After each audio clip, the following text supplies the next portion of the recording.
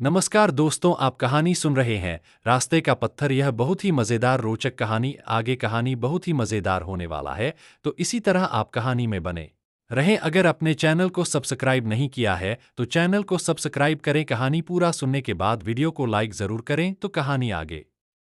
रास्ते का पत्थर। कहानी। गोपाल भांड। जब गोपाल भांड ने महाराज कृष्णचंद्र को सिखलाया प्रजावत्सलता का पाठ, और वह भी सरोवर किनारे पड़े पत्थर की मदद से। एक दिन महाराज कृष्णचंद्र ने सुबह सुबह गोपाल भांड को अपने महल में बुलाकर कहा, गोपाल, आज मुझे सरोवर में स्नान करने ही इच्छा हो रही है। मैं सामान्य औपचारिकताओं से मुक्त होकर एक सामान्य व्यक्ति की तरह जल क्रीड़ा करना चाहता हूँ। मेरी इच्छा है कि मैं तैरकर सरोवर के मध्य तक जाऊं और वहां से रक्तकमल के कुछ पुष्प स्वयं तोड़ लाऊं। ऐसा करो, तुम स्वयं जाओ और देख कर आओ कि इस समय सरोवर के आसपास कितने आदमी हैं।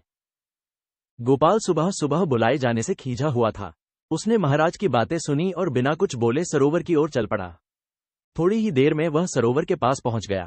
उस समय स्नान करने के लिए अनेक आदमी सरोवर की ओर जा रहे थे। गोपाल उन लोगों को देर तक देखता रहा, फिर वहां से लौटकर महाराज के समक्ष उपस्थित हुआ। महाराज कृष्णचंद्र ने गोपाल को देखते ही पूछा, कहो गोपाल, सब कुछ देख आए? सरोवर में स्नान के लिए मैं निकल सकता हूं या नहीं? गोपाल ने धैर्यपूर्वक उत्तर दिया, महाराज, आपने मुझे ये देखकर आने को कहा था कि सरोवर के पास कितने आदमी हैं। मैं देख आया हूं, वहां सिर्फ एक आदमी है।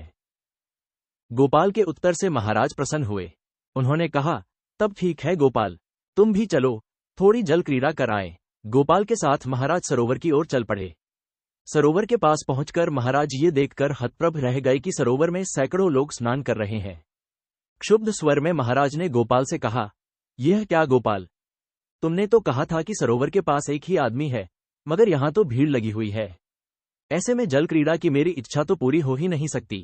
गोपाल भांड ने संयत स्वर में महाराज से कहा, महाराज, मैंने आपसे जो भी कहा था वह 100% सही था। मैं अब भी यही कह रहा हूं कि सरोवर के पास केवल एक आदमी है। बाकी जो भीड़ आप देख रहे हैं वह संवेदनहीन और विवेकशून्य पुतलों की भीड़ है। इन्हें आदमी मानकर किसी तरह का संकोच करने की आवश्यकता नहीं।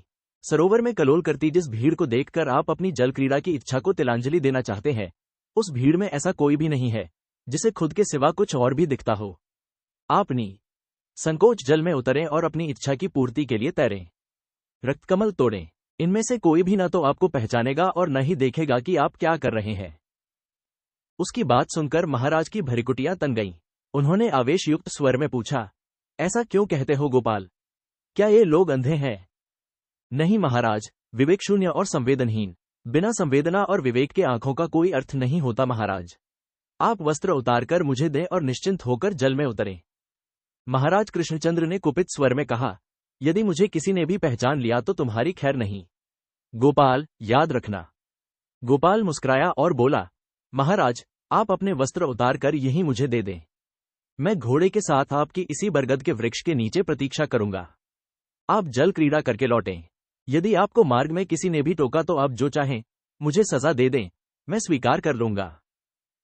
गोपाल की बात सुनकर महाराज कृष्णचंद्र ने अपनी पगड़ी उतारी, कुर्ता उतारा और धोती बंडी पहने सरोवर के पास पहुंच गए। महाराज को सचमुच रास्ते में किसी ने नहीं टोका। महाराज पानी में उतरे और तैरते हुए सरोवर के मध्य तक गए। 4-5 रक्तकमल तोड़े और फिर तैरते हुए किनारे आ गए। किसी ने उन पर ध्यान नहीं दिया। पानी से निकलकर महाराज भीगे बदन ही बरगद के वृक्ष के पास आए और वस्त्र बदलते हुए गोपाल भांड से कहने लगे, गोपाल, तुमने ठीक कहा था। मुझे न तो किसी ने पहचाना और न ही किसी ने टोका।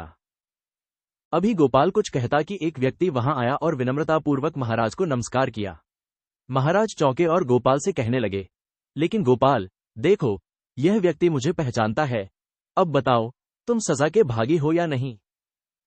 नहीं महाराज, कतई नहीं, गोपाल ने तत्काल उत्तर दिया। उसने पुनः कहा, महाराज, आप भूल गए, मैंने आपसे सुबह ये भी कहा था कि सरोवर के पास केवल एक आदमी है। यह आदमी वही है महाराज, जो अपने राजा को सामान्य नागरिक के वेश में भी पहचान गया और उसे अपना अभिवादन देने पहुंच गया। महाराज को अपनी भूल का एहसास हुआ और उन्होंने आगे बढ़कर उस व्यक्ति को गले लगा लिया। थोड़ी देर के बाद महाराज गोपाल के साथ ही महल लौटने के लिए उद्यत हुए। रास्ते में उन्होंने पूछा, गोपाल, तुमने ये कैसे जाना कि इतने सारे लोगों में कोई भी मुझे नहीं पहचानेगा, तथा इतने सारे लोगों के होते हुए भी तुमने ये क्यों कहा कि सरोवर के पास एक ही आदमी है? गोपाल ने शांत भाव से कहा, महाराज, जब मैं सुबह आपके पास आया तब अशांत था। मेरा चित्त खिन्न था, रात को सही ढंग से सो नहीं पाया था, इसलिए तंद्रिल और बोझल सा था। ऐसे में आपने मुझे सरोवर की ओर भेजा। मैं सरोवर के पास उसी बरगद के नीचे थोड़ी देर बैठकर विश्राम करने लगा ताकि चैतन्य हो लूं। मैंने देखा, सरोवर की राह में एक बड़ा सा पत्थर पड़ा हुआ है। कई लोगों को उस पत्थर से चोट लग चुकी थी। मैं पत्थर के करीब गया कि उसे वहां से हटा दूं, किंतु मैं वैसा नहीं कर पाया क्योंकि पत्थर का कुछ भाग ती में गड़ा हुआ था। मैं थककर पुनः बरगद के नीचे आकर बैठ गया। कई लोग पुनः इस पत्थर की ठोकर से आहत हुए, लेकिन सब अपनी चोट सहलाते आगे बढ़ गए।